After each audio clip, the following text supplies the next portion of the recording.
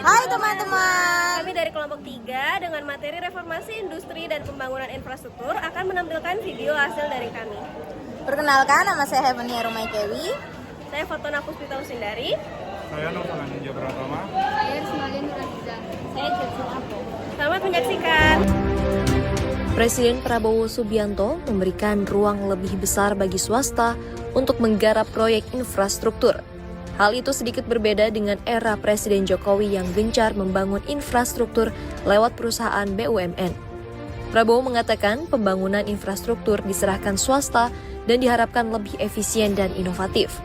Peran swasta juga diharapkan melahirkan pertumbuhan ekonomi yang lebih baik. Saya ingin memberi peran yang lebih besar kepada swasta. Ada yang mengatakan saya menghentikan proyek-proyek infrastruktur. Tidak benar, saya tidak menghentikan. Saya merubah. Infrastruktur akan sebagian besar saya serahkan kepada swasta untuk membangun. Swasta lebih efisien, swasta lebih inovatif, swasta lebih pengalaman, saudara-saudara sekalian. Jadi nanti jalan tol, pelabuhan, bandara, saya serahkan swasta, silakan bergerak semuanya. Prabowo sendiri membantah anggapan bahwa pemerintah hanya mengesampingkan pembangunan infrastruktur. Tidak benar, pemerintah hanya menghentikan pembangunan infrastruktur. Menurutnya, pemerintahannya hanya akan mengubah arah pembiayaannya dari dibangun oleh pemerintah melalui Kementerian Pekerjaan Umum dan BUMN menjadi full oleh swasta. Prabowo beralasan bahwa pemerintah akan lebih berfokus untuk menggelontorkan dana terhadap program yang beririsan langsung untuk perlindungan masyarakat. Pernyataan Presiden Prabowo itu juga tercermin dari alokasi anggaran infrastruktur yang menciut pada 2025.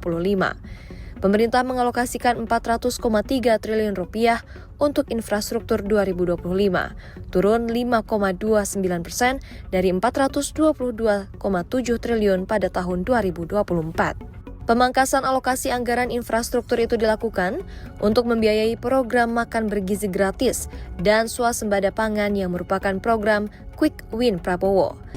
Sejarah pembangunan infrastruktur di Indonesia dimulai sejak proyek bersejarah di era penjajahan Hindia Belanda berupa pembangunan jalan pos dari Anyer ke Panarukan sepanjang 1.000 km dan lebar 7,5 meter dengan dikerjakan dalam waktu 1 tahun, tahun 1808 hingga 1809. 15 tahun setelah Indonesia merdeka, saat pemerintahan Insinyur Soekarno, tepatnya tahun 1960, Indonesia sebagai negara yang masih belia mampu menciptakan kredibilitas bangsa di mata dunia dengan membangun infrastruktur Asian Games keempat di Jakarta berupa pembangunan kompleks Stadion Utama Bung Karno Senayan sebagai sport venues, perkampungan atlet, Hotel Indonesia, dan pembangunan jalan-jalan baru dari Grogol ke Cawang serta sarana-prasarana lainnya. Di era Orde Baru, pembangunan infrastruktur ditujukan untuk ketahanan pangan dengan membangun bendungan-bendungan lengkap dengan sistem irigasinya untuk mendukung sistem pertanian.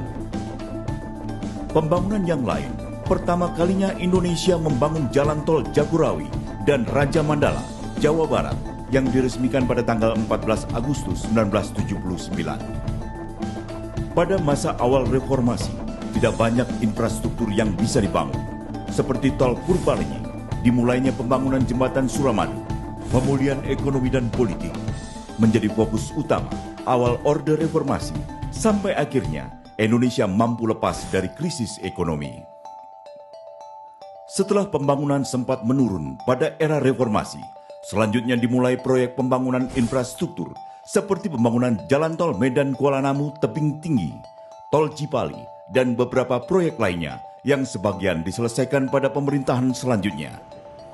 Target pertumbuhan ekonomi 7% bagi Indonesia hanyalah mimpi. Struktur ekonomi yang terbatas membuat Indonesia sulit untuk tumbuh lebih tinggi. Reformasi struktural pun jadi syarat mutlak menggapai target. Reformasi ini meliputi penguatan fiskal, salah satunya pemangkasan subsidi dan penambahan belanja modal. Peningkatan kapasitas produksi nasional melalui pembangunan infrastruktur dan tentunya pengembangan sumber daya manusia. Tanpa ada perubahan struktural ekonomi, Indonesia akan selalu dibayangi inflasi, defisit neraca keuangan, dan kemandekan ekonomi. Apabila pemerintah konsisten, Bank Indonesia menilai perekonomian bisa tumbuh 6,5%. Pembangunan infrastruktur di era Presiden pertama adalah di bawah kepemimpinan Presiden Soekarno. Di era pemerintahan sang proklamator, mayoritas pembangunan infrastruktur difokuskan di Jakarta sebagai ibu kota negara. Misalnya saja pembangunan Gelora Bung Karno yang diestimasikan menelan biaya hingga 12,5 juta dolar Amerika Serikat. Tentunya tak hanya itu, di era tersebut juga dibangun beberapa infrastruktur lainnya seperti pembangunan jembatan besar, bendungan, bandara, rumah sakit, dan juga jaringan telekomunikasi. Selanjutnya, estafet kepemimpinan tanah air yang diterima Presiden Soeharto diteruskan dengan gencarnya pembangunan. Anggaran infrastruktur bahkan bisa menyentuh 7% dari PDB. Infrastruktur yang ditinggalkan era 32 tahun Soeharto di pucuk kekuasaan seperti Tol Jagorawi, Bandara Soekarno-Hatta di Cengkareng, Bandara Ngurah Rai di Denpasar, hingga PLTA Gajah Mungkur di Wonogiri, dan satelit Palapa A1. Tahta presiden selanjutnya didapuk pada B.J. Habibie, Abdurrahman Wahid atau Gus Dur, dan Megawati yang ketiganya memerintah tak sampai 5 tahun. Di tengah pergantian kekuasaan yang cepat, tak lantas jadi ganjalan pembangunan. Pada era Habibie yang singkat, 17 bulan, diresmikan Jembatan Barelang. Sementara di masa Presiden keempat Gus Dur, memulai operasional Bendungan Wonorejo di Tulung Agung dan Bandara Sultan Syarif Kasim II di Pekanbaru. Kemudian era Megawati mewariskan infrastruktur jembatan Kahayan di Kalimantan Tengah hingga PLTP Geodipa Unit Dieng. Pembangunan infrastruktur pada era Presiden Susilo Bambang Yudhoyono juga tidak kalah maju, di mana sejak menjabat pada tahun 2009, pemerintah menganggarkan dana untuk infrastruktur selalu mengalami peningkatan, mulai dari 76 triliun rupiah hingga 206 triliun rupiah pada tahun 2014. Nah, di era ini setidaknya ada 230 km jalan tol yang sudah rampung dikerjakan, termasuk pembangunan ataupun infrastruktur lainnya seperti pembangunan bandara dan juga pembangunan terminal serta stasiun.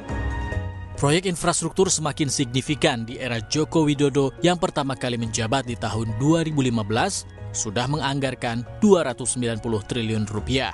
Pembangunan di banyak daerah tertinggal, terdepan, dan terluar atau 3T mengalami kemajuan pesat. Pengembangan infrastruktur digital juga kian melesat.